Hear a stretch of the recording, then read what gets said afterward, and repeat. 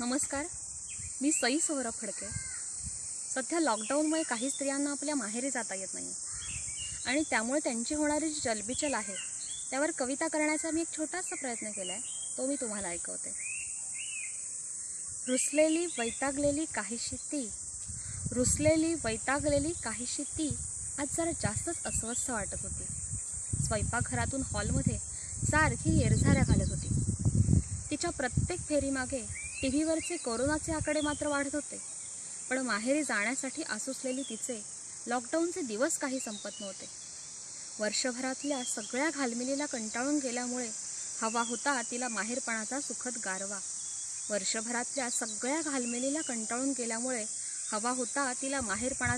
गारवा. मजा मस्करीच्या, कौतुकाच्या, मायेच्या छायेखाली घ्यायचा होता सुखद विसावा. आईच्या हातचा वरण भात आणि बाबांबरोबरच्या गप्पा आठवून आज तिला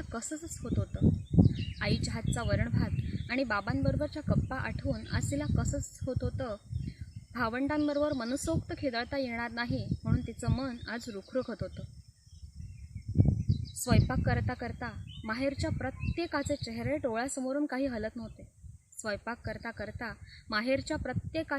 डोळ्यासमोरून काही हलत नव्हते. मुलांना घास भरवता भरवता इकडे आईबाबांच्या काळजीने मात्र डोळ्यात पाणी ओघळत होते. मुलंसुद्धा मामाकडे कधी जायचं म्हणून तिच्याभोवती सारखी पिंगा घालत होती. जाऊ जाऊ म्हणत माहेरी जाण्यासाठी ठेवलेली बॅग ती पुन्हा कपाटात ठेवत होती. वर्षभरातली मनावरची धूळ साफ करून पुन्हा एकदा संसार करण्यासाठी तिला आता माहेर नावाचं चार्जिंग हवं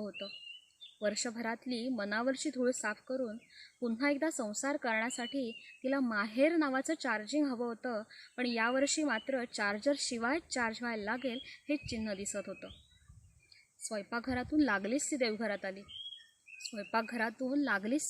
आली. दिवा लावण्यासाठी तिचे हात आता सरसावले होते. मनातल्या मनात मात्र माझ्या माणसांना सुखी ठेव असं म्हणत तिचे हात आता जोडले गेले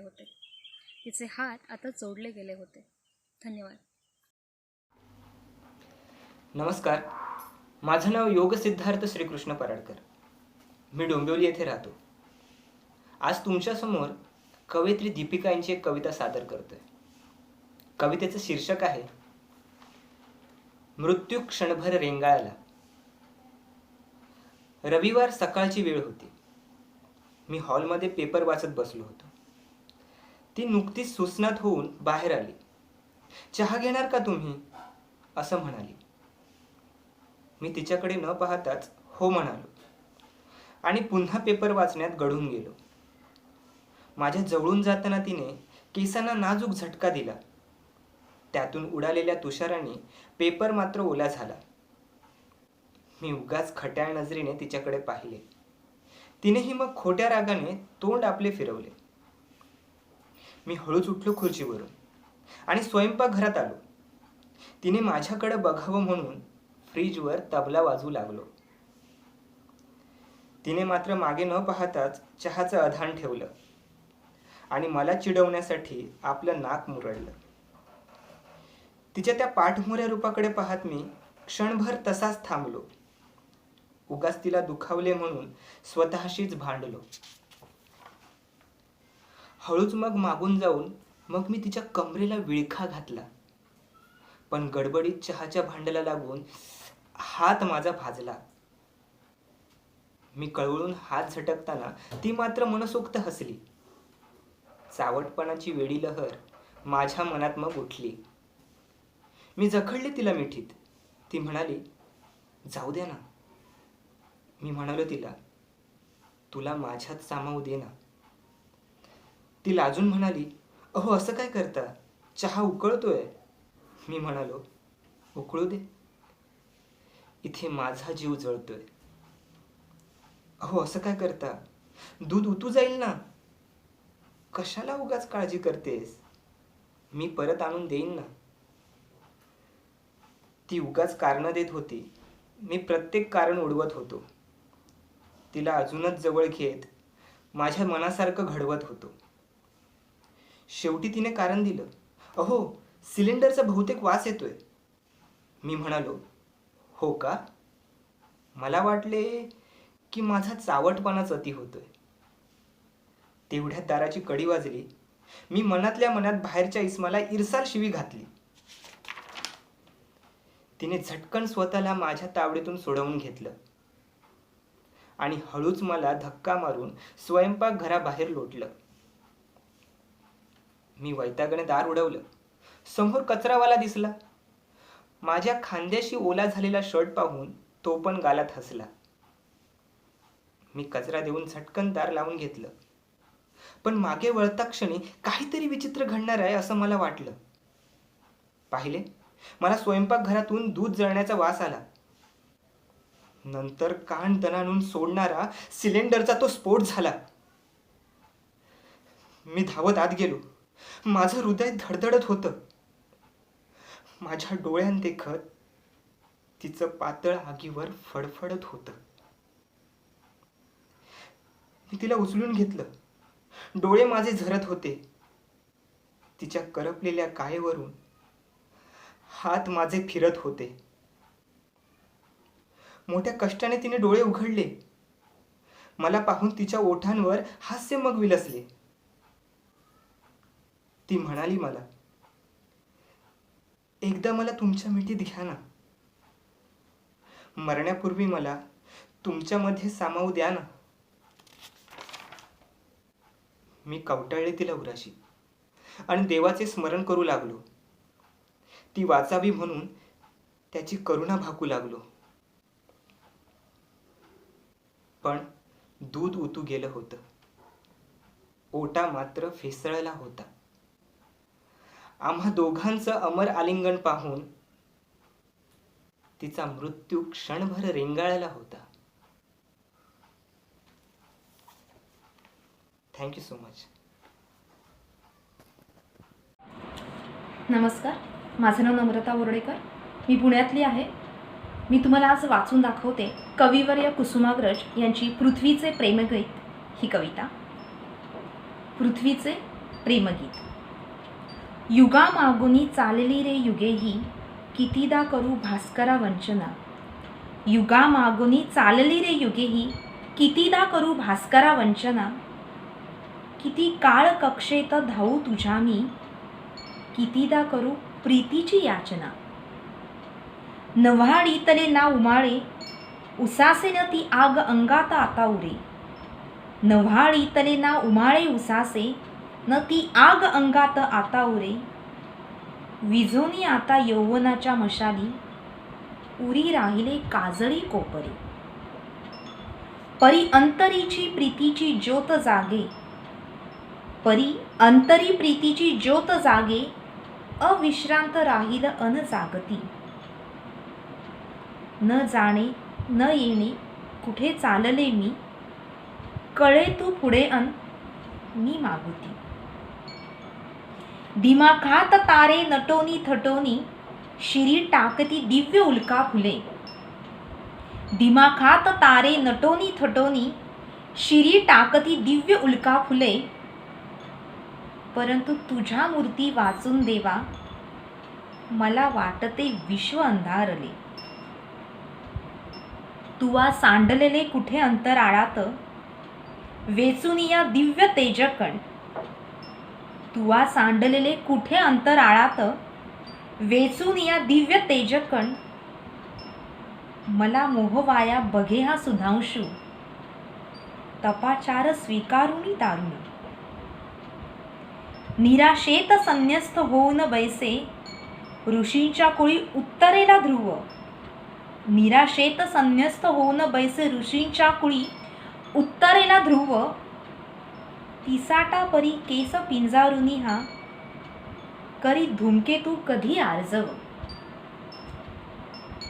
पिसारा प्रभेचा उभारून दारी, पहाटे उभा शुक्र हा प्रेमळ. पिसारा प्रभेचा उभारून दारी, पहाटे उभा शुक्र हा प्रेमळ. करी प्रीतीची याचना लाजुनी, लाल होऊन या लाजरा मंगळ. परी दिव्य ते तेज पाहून पूजून, घेऊ गळाशी कसे काजवे. परी दिव्य ते तेज पाहून पूजून घेऊ गळ्याशी कसे काजवे. नको क्षुद्र शृंगार तो दुर्बळांचा, तुझी दूरता त्याहून साहावी. नको क्षुद्र शृंगार तो दुर्बळांचा, तुझी दूरता त्याहून साहावे. तळी जागणारा निखारा उफाळून येतो कधी आठवाने वर. तळी जागणारा निखारा उफाळून येतो कधी आठवाने वर. शहारून येते कधी अंग तुझ्या, स्मृतीने उले अन सले अंतर. गमे की तुझ्या रुद्र रूपात जावे, मिळवणी गळा घालून या गळा. तुझ्या लाल ओठातली आग प्यावी, मिठीने तुझ्या तीव्र व्हाव्या कळा. तुझ्या लाल ओठातली आग प्यावी, मिठीने तुझ्या तीव्र व्हाव्या कळा. अमर्याद मित्रा तुझी थोरवी अन मला ज्ञात मी एक धुलिकण. अमर्याद मित्रा तुझी थोरवी अन मला ज्ञात मी एक धुलिकण. अलंकारणाला परी पाय तुझे, धुळीचेच आहे मला भूषण. अलंकारणाला परी पाय तुझे, धुळीचेच आहे मला भूषण. युगा मागुनी चालली रे युगेही, कितीदा करू भास्करा वंचना.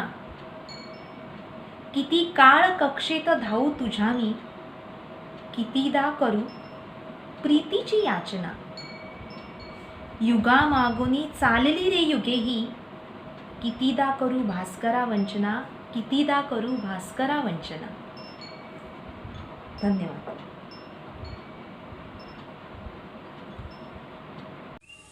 नमस्कार.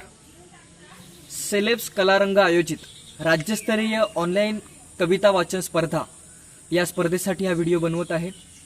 सर्वप्रथम माझी ओळख करून देतो. माझं नाव अनिरुद्ध नामदेव नारिंगरेकर. मी देवगड सिंधुदुर्ग इथला रहिवासी आहे आणि आता जास्त वेळ न दवडता कविता सादर करतोय. ही कविता स्वलिखितच असल्यामुळे चांगली तोंडपाठ आहे, लक्षात आहे, त्यामुळे वाचन करत नाही आहे, अशी सादर करतोय. आज आपल्या देशात मोठ्या प्रमाणात जातीयता पाहायला मिळते. तर एक क्रिकेट प्रेमी या सर्वाकडे कोणत्या दृष्टिकोनातून बघतो? ही कविता म्हणजे एका क्रिकेट प्रेमीचं मनोगतच आहे असं आपण म्हणूया. सादर करतोय. कवितेचं शीर्षक आहे कधीतरी वाटतं मी सुद्धा क्रिकेटर होईन. सादर करतोय. कधीतरी वाटतं मी सुद्धा क्रिकेटर होईन. गाव घर सोडून भारतीय संघात जाईन. प्रांत माझा विसरून माझा जय जयकार होईल. कधीतरी वाटतं मी सुद्धा क्रिकेटर होईन. आज कुठेही गेलो तरी भारतीयांचा छंद आहे मोठा. आडनावावरून जात ओळखू त्यात आहे कुठे तोटा. हां, पण जर्सीवरती मात्र नंबरासोबत बिनधास्त आडनाव लावीन. कधीतरी वाटतं मी सुद्धा क्रिकेटर होईन. बाकी काही नाही हो, ती एकच फक्त सुरक्षित जागा आहे जिथं कुणाला जात नाही. इतर ठिकाणी मात्र भारतीयत्वाचं सांगू नका काही. प्लेइंग 11मध्ये नका घेऊ, हवं तर पाणी द्यायला राहीन.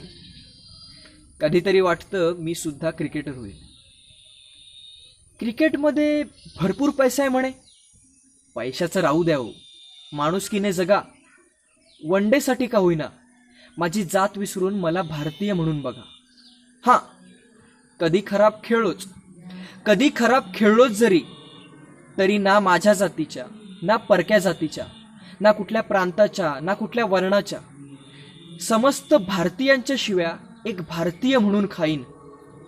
कधीतरी वाटतं मी सुद्धा क्रिकेटर होईल. धन्यवाद. नमस्कार, मी विश्वास रावण, राहणार निवळी रत्नागिरी. आपल्यासमोर एक कविता सादर करतो. कवितेचं शीर्षक आहे शेतकरी. तर ही एक शेतकऱ्याची व्यथा म्हणता येईल. म्हणजे शेतकरी आपल्यासाठी एवढी मेहनत करतो, कष्ट करतो, त्याचा मोबदला त्याला किती मिळतो त्याच्या संदर्भात ही एक कविता लिहिलेली आहे. तर ऐका. मी शेतकरी, मला म्हणे उभ्या जगाचा पोशिंदा म्हणतात. थोडा अभिमान वाटतो स्वतःला, पण मनात थोडी खंतही वाटते. आज थोडं मन मोकळं करून बोलावंसं वाटतंय. विचार आणि मनातलं दुःख तुमच्या समोर व्यक्त करावंसं वाटतं. दिवस रात्र मेहनत करून काळ्या आईची सेवा करतो. अन्न पाण्याची तमा न करता शेतात राब राबतो. पावसाचाही कधी ठिकाणा नसतो. मग वाट बघत चातकासारखी आभाळाकडे एकटक बघत बसतो. बायको पोरांच्या काळजीत जीव जळत राहतो. फाटलेल्या नशिबाला माझ्या मग मी अश्रूंचा ठिगळ लावतो. पीक जरी आलं तरी मोबदल्याची अपेक्षा नसते. मी तापवलेल्या तव्यावर मग दलालांची पोळी भाजते. दुनियेची खळगी भरायला मी रोज तीळ तीळ मरतो. पण याचा विचार कधीच नसतो की माझ्यासाठी कोण काय करतो. एवढं सगळं करतो मी, त्याची किंमत काय मिळते हो? एवढं सगळं करतो मी, त्याची किंमत काय मिळते हो? प्रश्न माझे खूप आहेत, त्याचं उत्तर कोण देतं हो? प्रश्न माझे खूप आहेत, त्याचं उत्तर कोण देतं हो? धन्यवाद. नमस्कार, मी कुणाल गजानन जामसंडेकर, राहणार विरार. आपल्यासमोर सादर करतो एक मराठी कविता. कवितेचं शीर्षक आहे राज. सदर कविता महाराष्ट्राचे आराध्य दैवत श्री छत्रपती शिवाजी महाराज यांना समर्पित. राज. मुजरा स्वीकार करावा राज. मुजरा स्वीकार करावा राज, कारण तुमचं नाव आता फक्त कामापुरतंच वाज. मुजरा स्वीकार करावा राज, कारण तुमचं नाव आता फक्त कामापुरतंच वाज. जेव्हा तुमच्या भव्य दिव्य पुतळ्याकडे पाहतो, जेव्हा तुमच्या भव्य दिव्य पुतळ्याकडे पाहतो, अंगी पराक्रमच भिनून जातो. जेव्हा तुमच्या भव्य दिव्य पुतळ्याकडे पाहतो, अंगी पराक्रमच भिणून जातो. खरं सांगू राज, तुमचा इतिहास नाही इतका शिकलोय. खरं सांगू राज, तुमचा इतिहास नाही इतका शिकलोय, म्हणूनच कदाचित तुमच्या संस्कारांना आज मुकलोय. खरं सांगू राज, तुमचा इतिहास नाही इतका शिकलोय, म्हणूनच कदाचित आज तुमच्या संस्कारांना मुकलोय. तुमच्याबद्दल आज वेगवेगळंच वाचतो, तुमच्याबद्दल आज वेगवेगळंच वाचतो, पण शिवजयंतीला मात्र अगदी आनंदात नाचतो. तुमच्याबद्दल आज वेगवेगळंच वाचतो, पण शिवजयंतीला मात्र अगदी आनंदात नाचतो. तुमच्याबद्दल राज अनेकांनी लिहिलंय, तुमच्याबद्दल राज आज अनेकांनी लिहिलंय, पण खरंच का राज त्यांनी ते स्वराज्य अनुभवलंय. तुमच्याबद्दल राज आज अनेकांनी लिहिलंय, पण खरंच का राज त्यांनी ते स्वराज्य अनुभवलंय. महाराज आता तुम्हाला शोधू तरी कुठं, महाराज आता तुम्हाला शोधू तरी कुठं, मनामध्ये आता फक्त विचारांचंच वादळ उठं. महाराज आता तुम्हाला शोधू तरी कुठं, महाराज आता तुम्हाला शोधू तरी कुठं, मनामध्ये आता फक्त प्रश्नांचंच वादळ उठं. तुमचं स्वराज्य आता दुर्बल झालंय राजा, आता तुमचं स्वराज्य दुर्बल झालंय. दख्खनात अराजकतेचं वादळ आलंय राजा, तुमचं स्वराज्य आता दुर्बल झालंय. दख्खनात अराजकतेचं वादळ आलंय. तुमच्या नावांचा वापर आता फक्त मतांपुरता होतोय. तुमच्या नावांचा वापर आता फक्त मतांपुरता होतोय. प्रत्येक जण आपापल्या परीने एक शिवराय घरी घेऊन येतोय. प्रत्येक जण आपापल्या परीने एक शिवराय घरी घेऊन येतोय. खरंच राजा आता वाटतं पुन्हा एकदा शिवराय जन्मावे. खरंच राजा वाटतं आता पुन्हा एकदा शिवराय जन्मावे. तेच स्वराज्य पुन्हा एकदा नव्याने अनुभवता यावे. तेच स्वराज्य पुन्हा एकदा नव्याने अनुभवता यावे. तोवर या रयतेचा मुजरा स्वीकार करावा राजा, तोवर या रयतेचा मुजरा स्वीकार करावा. तुमच्या नीतिमत्तेवर हा महाराष्ट्र पुन्हा एकदा आकारावा. तुमच्या नीतिमत्तेवर हा महाराष्ट्र पुन्हा एकदा आकारावा. नमस्कार, माझं नाव सौरभ महाकाळ, मुक्काम आगरनरळ, तालुका रत्नागिरी. मी एक स्वरचित कविता सादर करतो आहे. कवितेचं शीर्षक आहे तुझं काय म्हणू. तुझं काय म्हणू, तुझं काय म्हणू, नदी म्हणू का रात्र म्हणू, आग म्हणू का राख म्हणू, तुझं काय म्हणू. अवजार म्हणू का तलवार म्हणू, अवजार म्हणू का तलवार म्हणू, तीर म्हणू का वज्र म्हणू, तुझं काय म्हणू. सिंधू म्हणू की सीता म्हणू, सिंधू म्हणू की सीता म्हणू, गंगा म्हणू की राधा म्हणू, तुझं काय म्हणू. तुझं तीर म्हणू की पर्वती म्हणू, तुझं तीर म्हणू की पर्वती म्हणू, तुझं वारा म्हणू की झुळूक म्हणू, तुझं काय म्हणू. तुझं पौष म्हणू की माघ म्हणू, तुझं पौष म्हणू की माघ म्हणू, श्रावण म्हणू की आषाढ म्हणू, तुझं काय म्हणू. तुझं हास्य म्हणू की मौन म्हणू, तुझं हास्य म्हणू की मौन म्हणू, तुझं अश्रू म्हणू की आनंद म्हणू, तुझं काय म्हणू. तुझं मोती म्हणू की कास्य म्हणू, तुझं मोती म्हणू की कास्य म्हणू, ताम्र म्हणू की हार म्हणू, तुझं काय म्हणू. तुझं मोती म्हणू की कास्य म्हणू, ताम्र म्हणू की हार म्हणू, तुझं काय म्हणू. तुझं आप्त म्हणू की ज्येष्ठ म्हणू, तुझं आप्त म्हणू की ज्येष्ठ म्हणू, श्रेष्ठ म्हणू का सखी म्हणू, तुझं काय म्हणू. थँक्यू. माझे नाव भार्गव पवार, तालुका देवगड, जिल्हा सिंधुदुर्ग. प्रस्तुत कविता ही पुनीत मातकर यांनी लिहिली असून गझल मित्र या यूट्यूब चॅनलवरून निवडली आहे. शाळा सुटल्याच्या दीर्घ घंटेचा आवाज, विरत नाही तोच. सुसाट वेगाने मी पोचायचो घराच्या दारात. पाठीवरलं दप्तर फेकून घोड्यागत उधळत पोचायचो मैदानात. मस्तवाल बैलासारखा धूळ मातीत बेभान होऊन मिरवत राहायचं स्वतःचं पुरुष असणं. तीही यायची शाळेतून 4 रांजण पाणी. घर अंगणाची झाडलोट, देवारातला दिवा लावून ती थापायची गोल भाकऱ्या, अगदी माईसारखीच. आणि बसून राहायची उंबऱ्यावर, रानातून माई येस तू. ती चित्र काढायची, रांगोळ्या रेखायची. ती चित्र काढायची, रांगोळ्या रेखायची. गुलाबाईची गाणी आणि पुस्तकातल्या कविता गोळ गळ्या निघायची. धुन भांडी, सडा सारवण, उष्ट खरकट, सारं मायबानीच करायची. मी पाय ताणून निघायचो, ती पुस्तक घेऊन बसायची देवाच्या वाटीत उशिरापर्यंत. एकाच वर्गात असून मास्तर माझं कान पिळायचे, कधी कधी हातानं, कधी शब्दानं. बहिणीसारखा होशील तर आयुष्य घडवशील म्हणायचे. मग करायचो का गळ्या माझ्याजवळ. मॅट्रिक जवळ मी चढलो धापा टाकत. तिनं कमवले मनाजोगते गुण. बाप म्हणाला, दोघांचा खर्च जमायचा नाही, त्याला शिकू दे पुढे.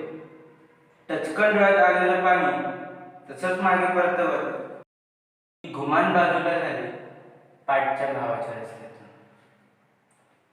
ती शेण गोवऱ्या थापत राहिली, ती शेण गोवऱ्या थापत राहिली. मायसंग रानात खपत राहिली. काटे तणकट वेचत राहिली, बाई पण आज मुरवत राहिली. तिच्या वाटचा घास घेऊन मीही चालत राहिलो, तिच्या वाटचा घास घेऊन मीही चालत राहिलो. पुस्तकाची वाट गळत गेली तसं सलत राहिलं तिने डोळ्यातून परतवलेलं पाणी. तिला उजवून बाप मोकळा झाला, मायला हायसं वाटलं. मी मात्र गुदमरतोय अजूनही अव्यक्त अशा ओझ्याखाली. दिवाळी, रसाळी, राखीला ती येत राहते भरल्या मनानं. पाठच्या भावाच्या वैभवानं हरकते. पोटमधून काढते दृष्ट, टचकन आणते डोळ्यात पाणी. पाठच्या भावासाठी जाताना पुन्हा सोडून जाते भरभरून आशीर्वाद. ती गेल्यावर मी हुरहुरत राहतो ज्योतीसारखा. तिच्या उजेडात ती उशिरापर्यंत वाचायची पुस्तकं, पाठ करायची कविता. जिची कविता राहिली माझ्यासाठी अपूर्ण, जिची कविता राहिली माझ्यासाठी अपूर्ण. नमस्कार. माझं नाव मंजुनाथ सुभाष फडके, राहणार नेरूर, कुडाळ, सिंधुदुर्ग. मी आपल्या समोर कवी कुसुमाग्रजांची कणा ही कविता सादर करण्याचा प्रयत्न करतो. धन्यवाद.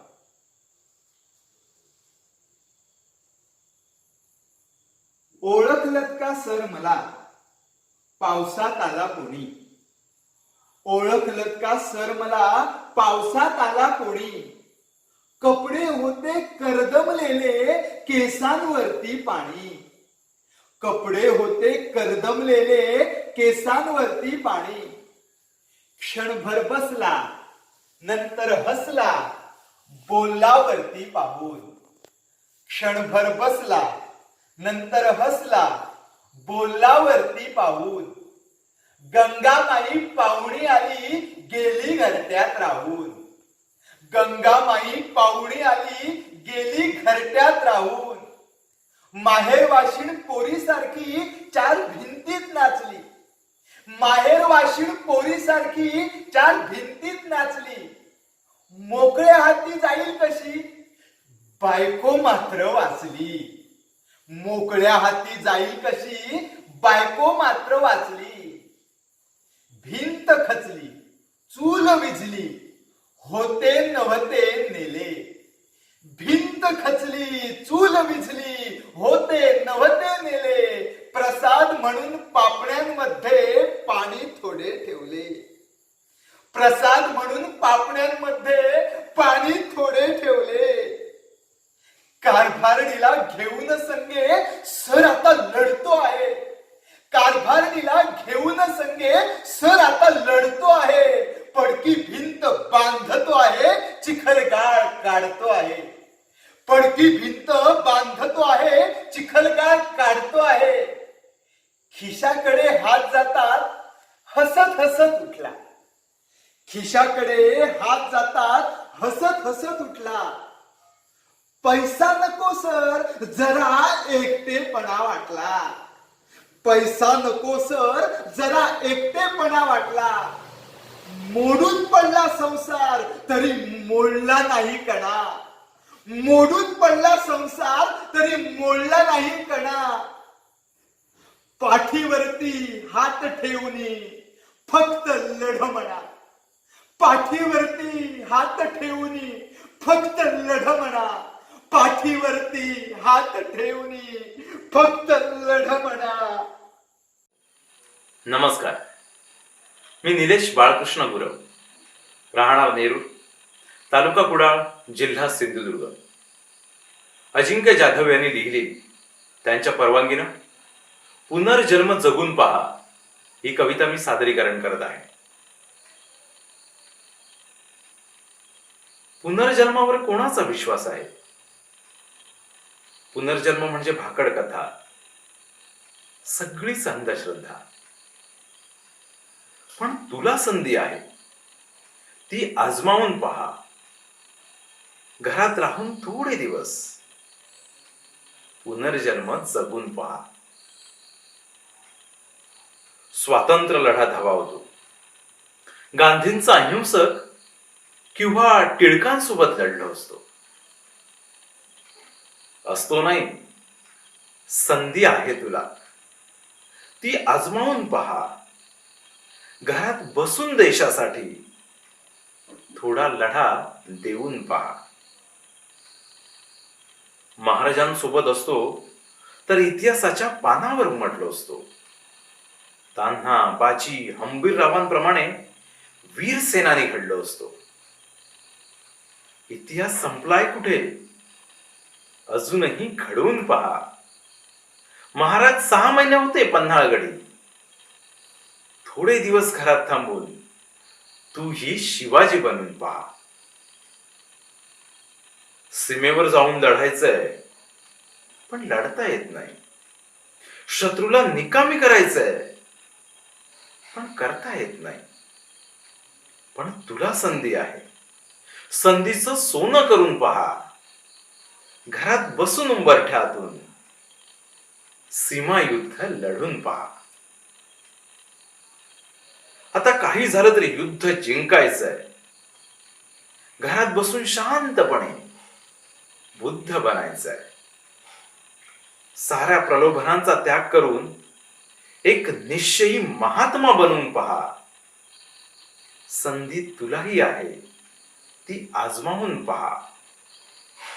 थोडे दिवस घरात राहून खरा देशभक्त बनून पहा.